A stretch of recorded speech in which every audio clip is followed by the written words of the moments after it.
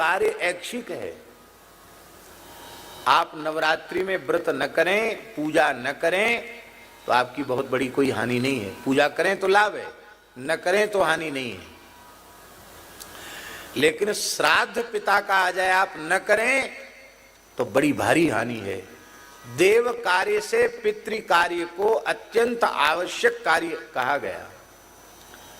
पितृ कार्य का त्याग नहीं, वो ऐच्छिक नहीं है, वो आवश्यक है। और बड़ी दुख की बात है कि देव कार्यों में तो लोगों की रुचि जग रही है, पर पितृकर्म में इस समय बहुत घोर उपेक्षा लोग कर रहे हैं। वैसे तो देखिए आचार्य जी, संध्योपासना आवश्यक है कि नहीं द्विजाति मात्र के लिए, पर स्नान के बाद संध्या पीछे, स्नानांग तर्पण पहले।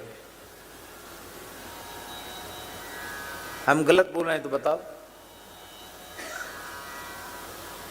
स्नानांग तर्पण पहले है कि नहीं? इसका मतलब संध्योपासन से भी आवश्यक तर्पण है। कितने लोग तर्पण कर रहे हैं? भैया जीते जी तो पिताजी को एक लोटा पानी नहीं पिला सकते, मरे पीछे क्या पिलाएंगे? बड़े बूढ़ों को तो लोग वृद्धाश्रम में भेज रहे हैं, हम तुम्हारी सेवा नहीं कर सकते। उनकी श्रद्धा ही नहीं है। हाँ, मरे पीछे बढ़िया फोटो बनवा के उस पर एक माला लटका देंगे, फिर बड़ी भारी भक्ति दिखाएंगे, अगरबत्ती घुमाएंगे। अरे भैया, मना नहीं करे अगरबत्ती घुमाने को, लेकिन हम कह रहे हैं जीते जी तो उनकी सेवा नहीं की तुमने, उनकी आज्ञा का पालन नहीं किया। अब ये ढोंग काय को कर रहे हो? संतान दुष्ट पितरों के रोष से होती है, वंश नष्ट पितरों के रोष से होता है। भयंकर शरीर में आदि व्याधि भी पितरों के रोष से उत्पन्न होती है। गृहस्थ व्यक्ति को पितृकर्म में प्रमाद नहीं करना चाहिए। किसी भी तीर्थ में जाकर सविधि तर्पण करना चाहिए, श्राद्ध करना चाहिए।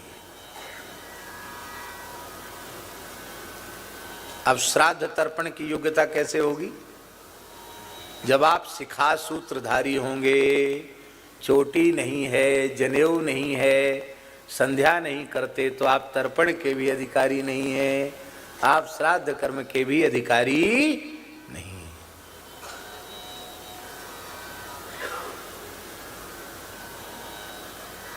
चोटी भी रखना पड़ेगी, जनेऊ भी पहनना पड़ेगा। अरे दुनिया भरे का कपड़ा लादे रहते हो, जनेऊ पहनने में तुमको कौन सा वजन लगता है?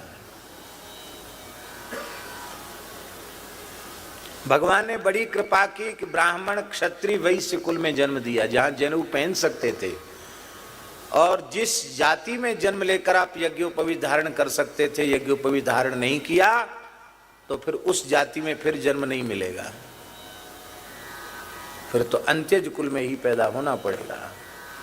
जिस जाति का कुल 7 पीढ़ी तक बिना जनेऊ और बिना चोटी के, बिना संध्या के बीत जाती हैं 7 पीढ़ियां, वह द्विजाति का कुल चांडाल का कुल हो जाता है। ऐसा महाभारत आदि ग्रंथों में लिखा है। अभी 7 पीढ़ियां इस देश में नहीं बीती हैं। आप जनेऊ नहीं पहनते, आपके पिताजी जरूर पहनते होंगे। मान लो आपके पिताजी नहीं पहनते, आपके दादाजी जरूर पहनते होंगे। मान लो आपके दादाजी को भी आपने देखा और न पहनते, आपके परदादा अवश्य ही जनेऊ पहनते होंगे, इसमें संदेह नहीं। तो 7 पीढ़ी तो नहीं बीती। इसलिए मेरी प्रार्थना है, आप कथा तो सुनते हो, मानस पाठ करते हो, बहुत अच्छी बात है, पर समय से यज्ञोपवीत कराओ। ये वैश्य कुल के बालक हैं, इनकी आयु इसमें जनेऊ के योग्य है।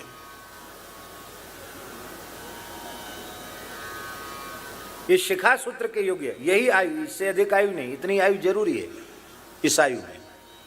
11 वर्ष की आयु तक वैश्य बालक का यज्ञोपवीत हो ही जाना चाहिए। पहन ही नहीं लोग। मनु जी महाराज कह रहे हैं विशिखा व्युपवीतश्च यत् करोति न तत्कृतम्, बिना सिखा सूत्र के आप जो कुछ कर्मकांड करेंगे वो न किए के बराबर है। चाहे तुम भोले बाबा को जल चढ़ाओ, चाहे कहीं दुनिया में चले जाओ, जो कुछ किया वो न किए के बराबर है। चोटी जरूर रखो, यज्ञोपवीत जरूर धारण करो। हाँ, चतुर्थ वर्ण के जो लोग हैं उन्हें जनेऊ नहीं पहनना चाहिए, पर चोटी अवश्य धारण करनी चाहिए, तुलसी अवश्य धारण करना चाहिए। द्विजातियों का वैदिक कर्मकांड करने से जो लाभ उन्हें मिलेगा वही लाभ चतुर्थ वर्ण के लोगों को केवल तुलसी धारण करने से और सबकी सेवा करने से प्राप्त हो जाएगा। पर उन्हें आग्रह नहीं करना चाहिए कि नहीं हम भी पहनेंगे जनेऊ, क्योंकि शास्त्र में जिसके लिए जो कर्तव्य का निर्देश है वही करना चाहिए, मन माना नहीं करना चाहिए। जब पूरे कल्याण की गारंटी सबकी है, ब्राह्मण के कल्याण की गारंटी है, चांडाल के भी कल्याण की गारंटी है, यदि वह स्वधर्म का पालन करे तो। जब शास्त्र कल्याण की गारंटी ले रहा है तो आपको हट क्यों है?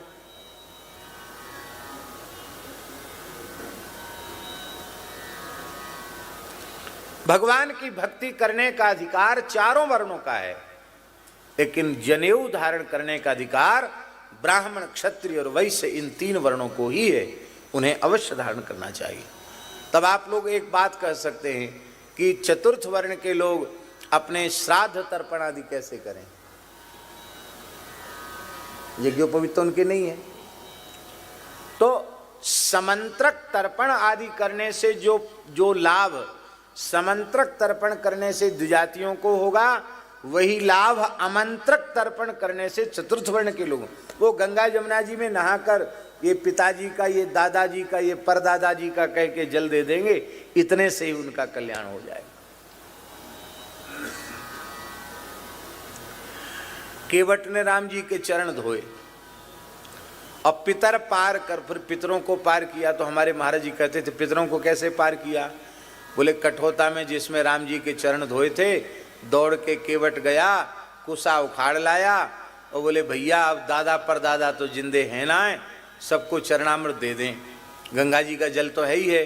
तो कुसा डुबा डुबा करके ये पिताजी का, ये दादाजी का, ये परदादाजी का, ये परदादाजी के परदादाजी का, ये मामा जी का, ये नाना जी का, ये काका जी का, ये ताऊ जी का, ये फूफा जी का, ये मौसा जी का, जितने नाते रिश्ते उसको याद आए सबको उसने दे दिया और सबके सब चतुर्भुज होकर वैकुंठ चले गए।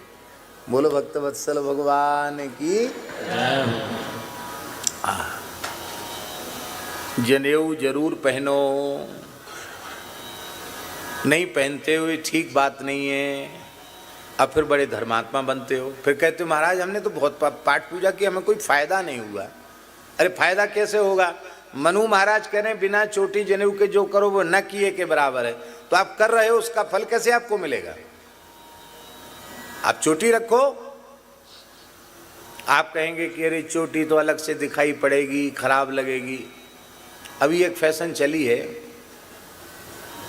जैसे आधे से ज़्यादा खेत काट दो और बाकी छोड़ दो, ऐसे इधर उधर से सब काट देते, इधर छोड़ देते और यहाँ से कुछ बाल रखा कि इधर बांध लेते हैं। अरे भैया हाथ जोड़ के थोड़ा इधर से और छील दो, इतनी चोटी कितनी अच्छी लगेगी। लेकिन इसके लिए जरूरी है किसी सिनेमा वाले एक्टर का ऐसा करना। ऋषियों का अनुकरण नहीं करेंगे। यहाँ क्या कह रहे हैं? चारणा चरिते पथि, क्या चारणा चारयंती धर्मान इति चारणाः। हनुमान जी पूर्वाचार्य चरणों के पद चिन्हों पर चल रहे हैं। आपको यदि भगवत प्राप्ति करनी है,